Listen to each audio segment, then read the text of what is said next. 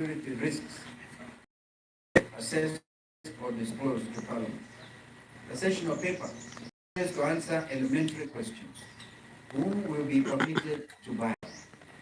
Will foreign state actors be barred? What golden share mechanism will the government retain?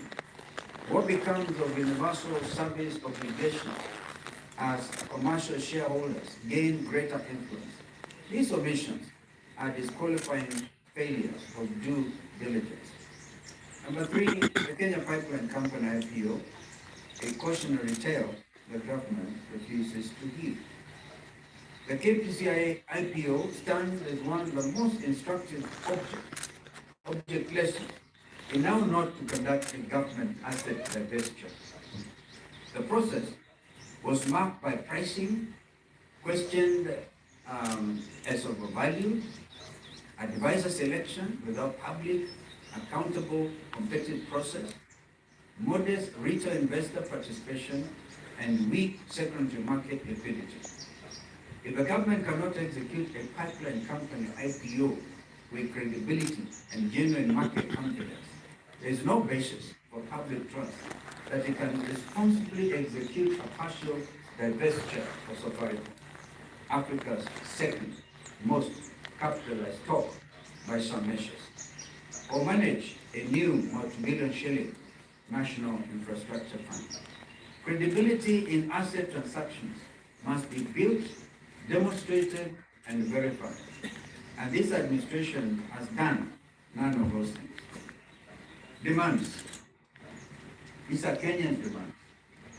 On the National Infrastructure Fund Bill, reject the bill in its entirety as constitutionally defective, governance deficient, and institutionally redundant. Commission an independent constitutional review of the bill's compatibility with Article 206 before further consideration.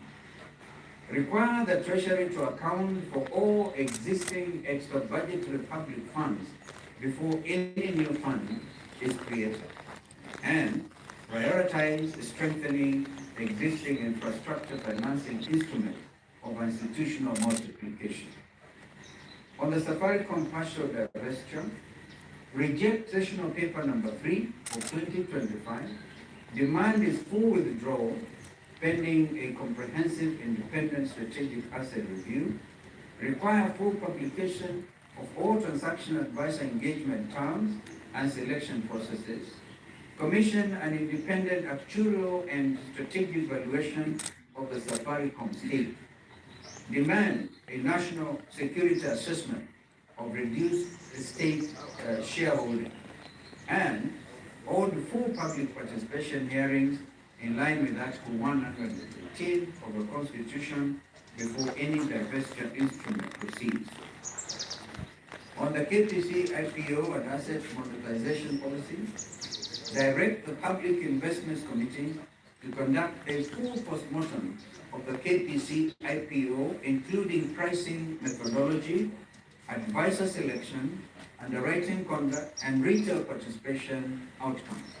Suspend all further government asset divestiture or monetization exercises pending a parliamentary approved national asset management policy, and require the Privatization Commission to rebuild its institutional framework before being entrusted with further transactions of national significance.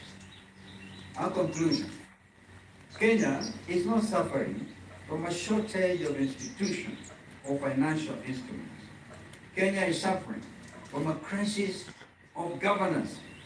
Call it blatant corruption, a persistent structural failure of the state to spend resources transparently, enforce accountability, and protect the interests of ordinary citizens over powerful insiders. The National Infrastructure Fund bill will not cure this crisis, nor will the Safaricom divestiture. These are not solutions to Kenya's development deficit. They are distractions from it. And in the wrong hands, they become instruments for deepening the same elite culture that has stunted Kenya's growth for generations. The United Alternative Government stands on the side of constitutional integrity, fiscal discipline, and the long-term strategic interests of the Kenyan people.